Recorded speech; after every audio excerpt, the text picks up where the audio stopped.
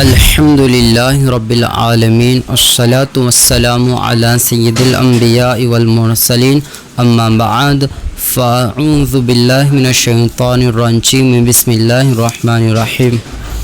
آئیے آج ہم منہاج العربیہ حصہ اول کا سبق نمبر 10 کے اندر جو اردو ہے اس کا آج عربی بناتے ہیں، تو چلیے ہم شروع کرتے ہیں۔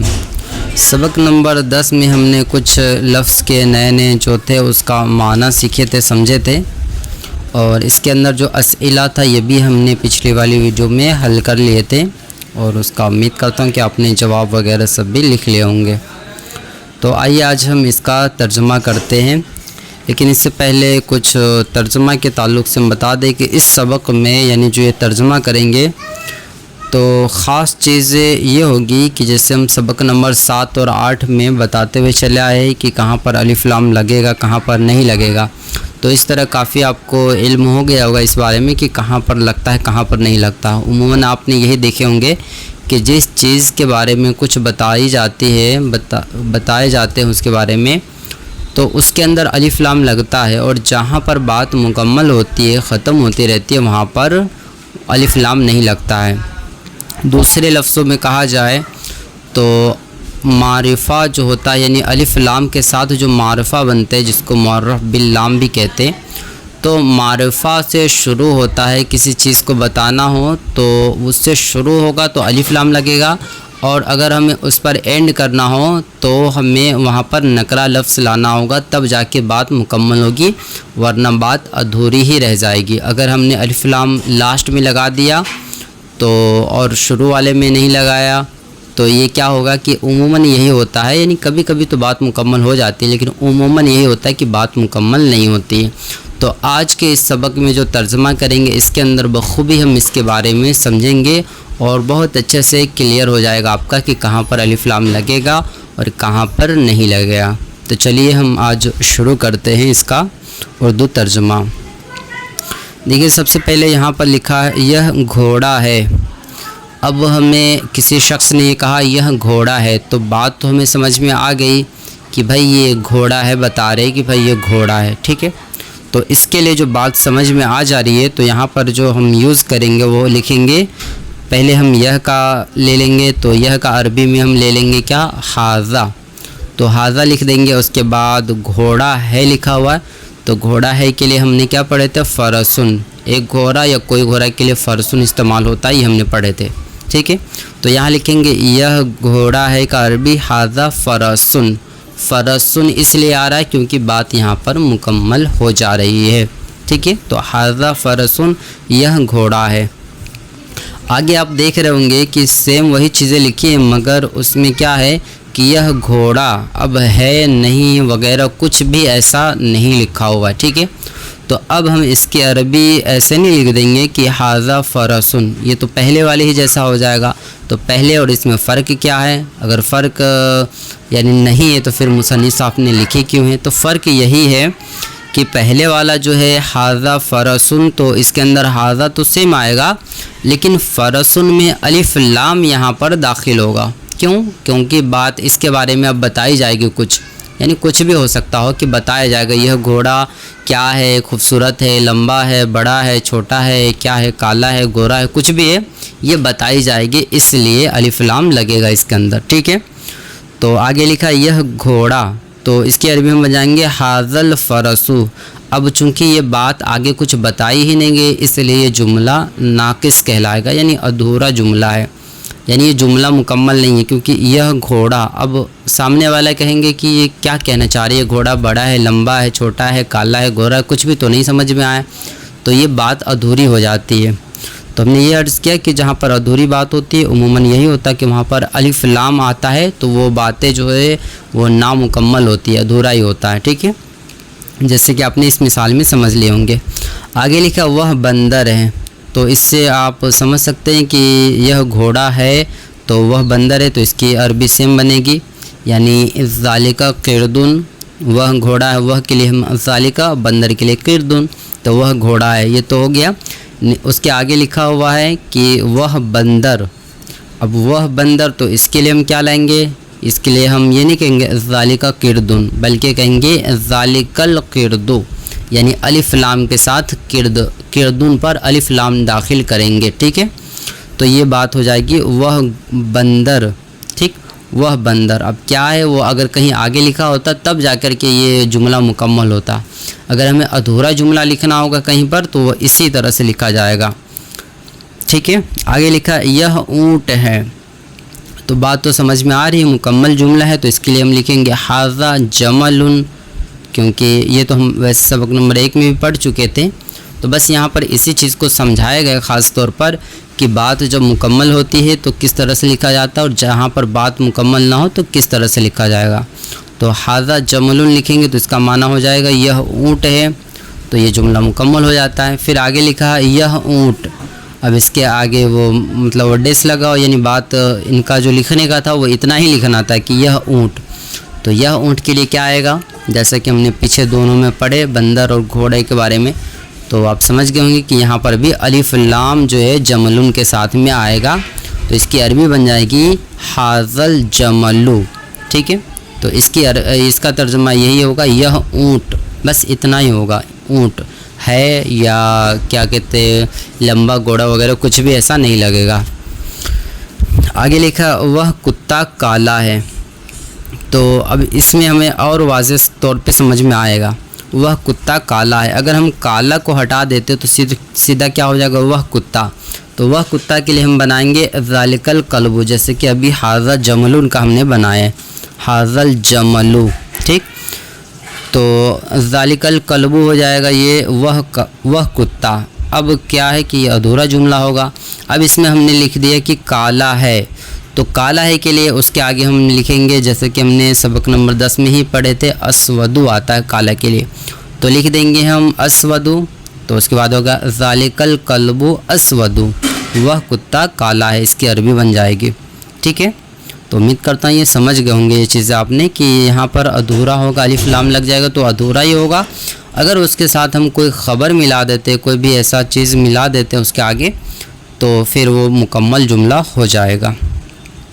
آگے لکھا یہ آدمی گورا ہے کالا نہیں. تو یہ کے لیے ھذا اور آدمی کے لیے رجل، اور گورا کے لیے ہم نے سبق نمبر پیچھے 10 میں ہی ہم نے پڑھے تھے. اس کے بارے میں نے بتایا تھا اس کے اندر کہ اب اردو کے بارے میں کہ اس کا معنی سفید بھی ہوتا ہے اور گورا بھی ہوتا ہے. تو یہاں پر ہم آدمی پر فٹ کریں گے تو گورا استعمال کر لیں گے، ٹھیک ہے. تو یہاں پر چونکہ آدمی پر ہی آ رہا ہے تو اس کے لیے ہم لکھیں گے ھذا الرجل ابیض، اس کے بعد ڈیس لگا دیں گے، یعنی یہ آدمی گورا ہے. تو اس کے آگے ہم ڈیس لگا دیں گے نقطہ، اور اس کے بعد عربی میں ہم لکھیں گے لا اسودو، یعنی کالا نہیں، ٹھیک. آگے لکھا وہ کھیل. تو وہ کھیل کے لیے عربی میں کیا آئے گا ذالک اللعب. اللعب اس لیے آ رہا ہے، یعنی الف لام جو ہے وہ اس لیے داخل ہو رہا ہے کیونکہ یہ جملہ ادھورا ہے. اگر یہ پورا ہوتا جملہ تو یہاں پر ذالک لعب نہ آتا، یعنی یہاں پر ایک ہی لام کے ساتھ ہوتا.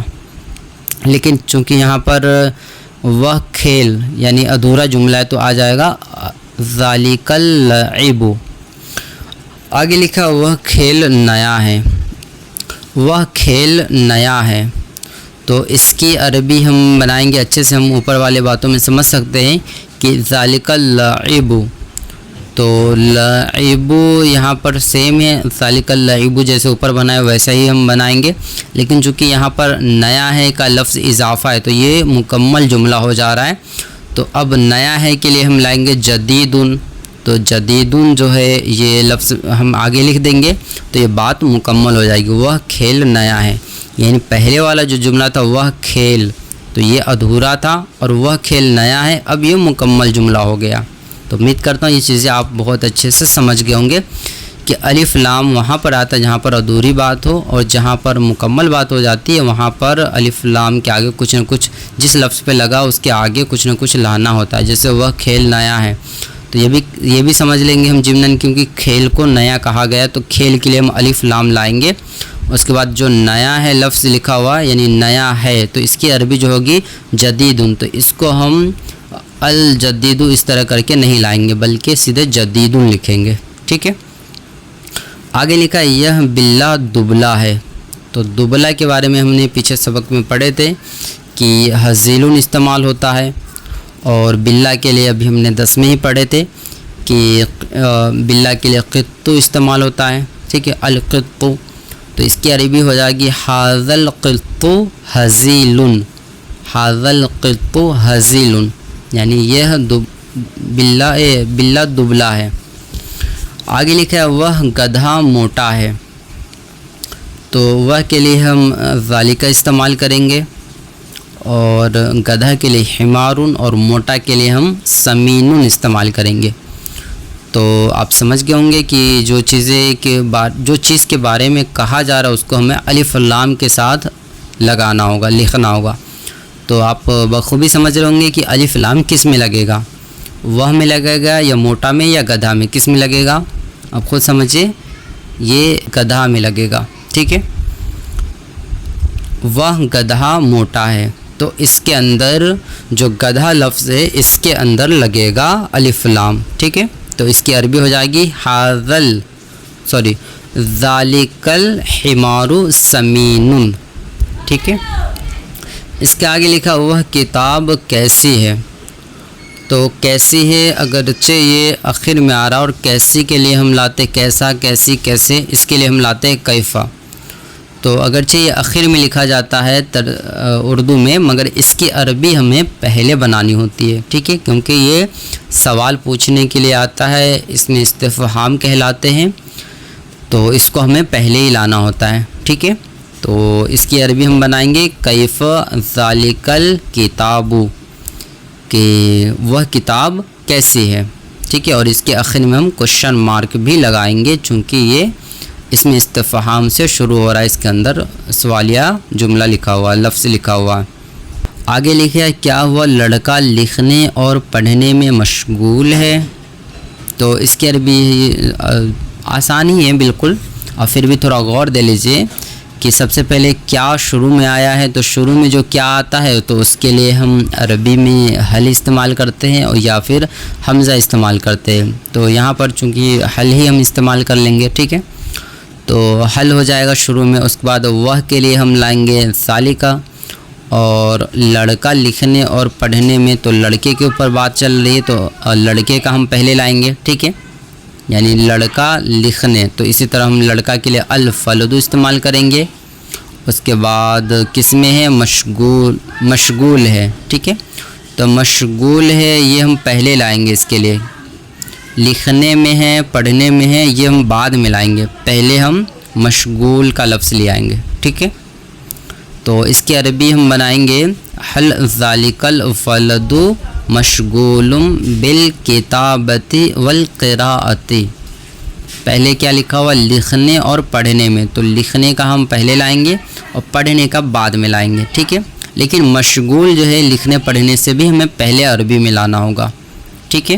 تو اس کی عربی مکمل ہو جائیں گی حل ذالک الولد مشغول بالکتابۃ والقراءۃ۔ ایک چیزیں یہاں پر تھوڑا سا نوٹ کر لیجئے کہ مشغول بالقراءۃ، مشغول بالکتابۃ اس طرح لکھا ہوا ہوگا اس میں عربی میں، لیکن یہ اگر تجوید کے ساتھ ہم پڑھتے ہیں اس میں تو اس کو مشغولم پڑھا جاتا، مشغولم بالکتابۃ اس طرح۔ تو یہ چونکہ تجوید کا یہاں پر خاص خیال نہیں اتنا رکھا گیا، بلکہ اس میں لفظ بہ لفظ ترجمہ کے حساب سے، اس لیے یہاں پر ہم تجوید وغیرہ کا اتنا نہیں دیں گے، اور اس کو مشغول بالکتابۃ اس طرح ہی پڑھ کے نکل جائیں گے۔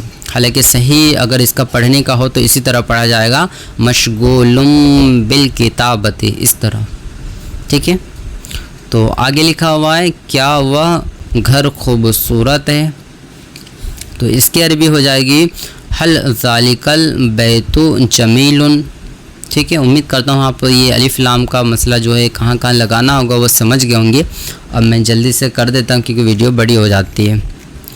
آگے لکھا ہے یہ قرآن، تو یہاں پر بھی وہی ادھوری بات ہو رہی ہے، یہ قرآن ہے، بڑا ہے، چھوٹا ہے، کچھ بھی ایسا نہیں لکھا ہوا، اس لیے ہم یہاں پر لکھیں گے ھذا القرآن، ٹھیک ہے، ھذا القرآن، یعنی قرآن میں الف لام داخل ہوگا، ٹھیک ہے۔ لیکن الف نہیں پڑھا جائے گا بلکہ ذال کو لام سے ملا کے پڑھیں گے. یہ ہم باقاعدہ اچھے سے ہم سیکھ سمجھ چکے ہیں. ٹھیک ہے. آگے لکھا ہے یہ قرآن عربی میں ہے. اب دیکھیے اس قرآن کے بارے میں کچھ خبر دی جا رہی ہے. تو اب اس کے اندر الف لام کے ساتھ قرآن تو لکھا ہے گا مگر اس کے آگے والی جو لفظ ہوگا وہ مل کر کے اس کی خبر بن جائے گی. تو پھر یہ جملہ بھی مکمل ہو جاتا ہے. تو اس کی عربی ہم بنائیں گے ھذا القرآن فی العربی. تو یعنی یہ قرآن عربی میں ہے. تو فی العربی عربی میں ہے یہ خبر دی جا رہی ہے. دونوں جملے مل کر کے خبر دی جا رہی ہے, دونوں لفظ مل کر کے. آگے لکھا عربی مسلمان کے لیے ضروری ہے. تو اس کی عربی ہم بنائیں گے العربی ضروری للمسلمی. یعنی عربی مسلمان کے لیے ضروری ہے. چونکہ عربی شروع میں آیا ہے تو اس لیے شروع میں لکھیں گے, لیکن ترجمہ میں ضروری جو ہے وہ آخر میں ہے. تو ضروری ہم نے بارہا بتائیں پیچھے سبق 8 اور 7 میں کہ بیچ میں آتا ہے. جو چیزیں خبر لاسٹ میں جو بنتی ہوگی ترجمہ ہمارے اردو میں تو اس کی عربی جو ہم بیچ میں لاتے ہیں اور جو بیچ والی ہوتی ہے اس کو ہم آخر میں لے جاتے ہیں. ٹھیک ہے. تو آگے لکھا ہوا ہے وہ دین اسلام ہے. وہ دین اسلام ہے. تو اس کا تو سیم بن جائے گا کیونکہ یہ اشارہ دیا جا رہا ہے نا, اس لیے یہ سیم بن جائے گا. تو اس کی عربی بنے گی وہ کے لیے ہم ذالک کا استعمال کریں گے اور دین کے لیے یہاں پر ہم الف لام لگائیں گے. ٹھیک ہے. الف لام کے ساتھ لکھیں گے الدین. اس کے بعد اسلام جو ہے اس کو بغیر الف لام کے ہم اسلام لکھیں گے کیونکہ خبر دی جا رہی ہے, دین کو اسلام ہونے کی خبر دی جا رہی ہے. تو اس کی عربی ہم پوری پڑھیں گے اس طرح ذالک دین اسلام. اب یہاں پر دال پر تشدید آئے گا چونکہ ہم نے سبق نمبر 4 کے اردو ترجمے کے اندر بہت اچھے سے اس کی وضاحت کیے تھے کہ حروف شمسی اور قمری کے بارے میں کہ جو قمری لفظ ہوتا ہے اس کے اندر الف جو ہے وہ نہیں پڑھا جائے گا اور لام جو ہے وہ پڑھا جائے گا لیکن لکھا الف بھی جائے گا. اور جو شمسی ہے اس میں الف لام لکھا جائے گا لیکن پڑھا نہیں جائے گا. ڈائریکٹ دوسرے والے جو شمسی لفظ ہوگا اس سے ملا کے پڑھا جائے گا. چونکہ دال جو ہے یہاں پر یہ الدین کا جو دال ہے یہ شمسی میں سے آتا ہے, اس لیے ہم کاف سے ملا کے پڑھیں گے یعنی ذالک دین اسلام. ٹھیک ہے. آگے لکھا وہ عالم فقط علم میں اچھا ہے اور عمل میں نہیں. تو اس کی عربی بھی ہم ایسی بنا لیں گے ذالک العالم جید فی العلم فقط ولا فی العمل. یعنی وہ عالم فقط علم میں اچھا ہے اور عمل میں نہیں. تو اس کی عربی ہم سیم بنا لیں گے اسی طرح ذالک العالم یعنی وہ عالم فقط علم میں اچھا ہے. تو اس کے لیے فقط جو ہے وہ بعد میں لائیں گے لیکن پہلے لائیں گے اچھا کا لے آئیں گے جید فی العلم فقط یعنی اچھا ہے علم میں فقط. تو اس طرح ہم لکھیں گے عربی میں لیکن اس کا ترجمہ ہو جائے گا وہ عالم فقط علم میں اچھا ہے اور عمل میں نہیں. تو اور کے لیے ہم واو استعمال کریں گے اور نہیں کے لیے ہم لا اور اس کے بعد میں کے لیے ہم فی اور کس میں نہیں ہے تو عمل میں. تو عمل جو ہے آخر میں لائیں گے یعنی فی العملی اور عمل کے لیے جو ہے وہ الف لام کے ساتھ میں لکھیں گے. تو اس کی عربی پھر سے پڑھ دیتا ہوں میں کہ ذالک العالم جید فی العلم فقط میں جو تو ہے اس کے اوپر صرف جزم ہم لکھ دیں گے. ٹھیک ہے. اور اس کے آگے لکھیں گے واو یعنی و لا فی العملی. آگے لکھا عزت عالم کے لیے عمل سے ہے نہ کہ علم سے. یہ نہ کہ جو لکھا ہوتا ہے اس کا مطلب ہوتا نہیں. ٹھیک ہے. تو اس کی عربی ہم لا لاتے ہیں. تو اس کی عربی ہم بنا لیں گے اس پورے جملے کی العزت للعالم من العمل یعنی عزت عالم کے لیے عمل سے ہے. یہاں تک کی عربی ہو گئی. اس کے بعد لکھیں گے لا من العلم یعنی علم سے نہیں اور اسی چیز کو ہم نہ کہ علم سے. تو یہ بھی ہم پڑھ سکتے ہیں. تو یہاں پر جو لکھا ہے ہم یہی پڑھیں گے اور یہی لکھیں گے فی الحال. تو اس کی عربی مکمل ہو جائے گی العزت للعالم من العمل لا من العلم. اب یہ لا سے پہلے ہمیں ایک ڈیس لگانا ہوگا چونکہ یہاں پر بات جو ہے ایک جملہ کمپلیٹ ہوتا ہے اور یہاں سے دوسرا جملہ شروع ہوتا ہے۔ آگے لکھا ہے کیا یہ مسجد ہے، تو اس کے لیے ہم لکھیں گے حل ھذا مسجد، چونکہ کیا شروع میں ہے اس لیے حل استعمال ہوگا، ٹھیک ہے۔ یہ مسجد ہے تو مسجد جو لفظ ہے اس پہ الف لام داخل نہیں ہوگا، کیونکہ مسجد ہے لکھا ہوا ہے، بات مکمل ہے، ٹھیک ہے۔ آگے لکھا ہے کیا مسجد میں وضو کے لیے پانی ہے، تو اس کی عربی ہم پہلے کیا لکھا شروع میں تو حل لائیں گے، تو حل لکھ دیں گے، اور مسجد میں تو مسجد کی عربی ہم بعد میں لکھیں گے، پہلے پانی کا لائیں گے اور اس کے بعد وضو کا وہ آخر میں لائیں گے، مسجد کا ہم بیچ میں لائیں گے۔ تو اس کی عربی ہم اس طرح بنا لیں گے کہ حل الماء فی المسجد للوضوء، تو یعنی کیا مسجد میں وضو کے لیے پانی ہے، تو اس کو اچھے سے آپ لکھیے کیونکہ اس میں تھوڑا سا ادھر ادھر ہے، پورا آگے پیچھے ہو جائے گا عربی۔ تو حل الماء پہلے لکھنا ہوگا، حل الماء الف لام کے ساتھ الماء ہوگا، لیکن یہاں پر الف نہیں پڑھا جائے گا، تو اس لیے حل کا جو لام ہے اس کے نیچے ہم زیر دے کے حل الماء پڑھیں گے، اور اس کے بعد فی المسجد یعنی مسجد میں وضو کے لیے پانی ہے، تو اس کی عربی آگے ہو جائے گی فی المسجد للوضوء۔ آگے لکھا ہے کہ ہاں اور وہ اچھا ہے، غالباً یہ ادھر ادھر شاید مس ہو گئی ہوگی، کیونکہ یہ جملہ یہاں پر آنا کچھ فٹ نہیں کرتا ہے، کیونکہ اچھا ہے اور ہاں اور وہ اچھا ہے، یہاں پر اس میں ضمیر بھی آ سکتا ہے۔ بہرحال اس کی عربی تو یہی ہوگی نعام و ذالک طیب، لیکن سمجھ میں یہ نہیں آ رہا ہے کہ یہ کیوں لکھا گیا ہے یہاں پر، چونکہ کسی بات سے کچھ کنیکٹ ہوتا ہے تب لکھا جاتا ہے، تو شاید یہ مس پرنٹ کی وجہ سے ہو یا پھر بات جو ہے ادھر ادھر سے لکھا گئی ہوگی۔ بہرحال اس کو آپ چھوڑ دیجیے گا تو بھی چلے گا، کیونکہ یہ بات کہیں سے فٹ نہیں ہو رہی ہے۔ آگے لکھا ہے کیا پانی وضو کے لیے ضروری ہے، تو ہم نے پیچھے پڑھے تھے اس کے بارے میں سبق نمبر 9 میں بھی، تو یہاں پر ہم اسی طرح لکھ لیں گے جیسے ہم نے اوپر کیا مسجد میں وضو کے لیے پانی ہے یہ لکھے تھے نا، تو ویسے ہی ہم لکھ دیں گے یہاں پر حل الماء ضروری للوضوء، ٹھیک ہے۔ تو امید کرتا ہوں کہ آپ یہ پوری عربی جو ہے وہ سمجھ گئے ہوں گے کہ اس کی عربی کس طرح کیسے بنے گی، اور اگر پھر بھی کچھ دقت ہو، آپ کو سمجھ میں نہ آئے، کہیں پر دقت ہو، آپ ضرور کمنٹ کیجئے، انشاءاللہ آپ کو جواب دے دیے جائیں گے۔ جزاک اللہ خیرہ۔ السلام علیکم ورحمۃ اللہ وبرکاتہ۔